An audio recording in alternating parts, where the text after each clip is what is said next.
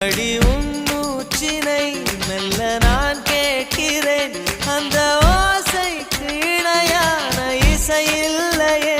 உந்தன் கூந்தல் முடி கொஞ்சம் அசைகின்றது அந்த அசைவுக்கு நடனங்கள் இணையில்லையே சிற்பம் கவிதை ஓவியம் மூன்றும் சேரும் ஓரிடம்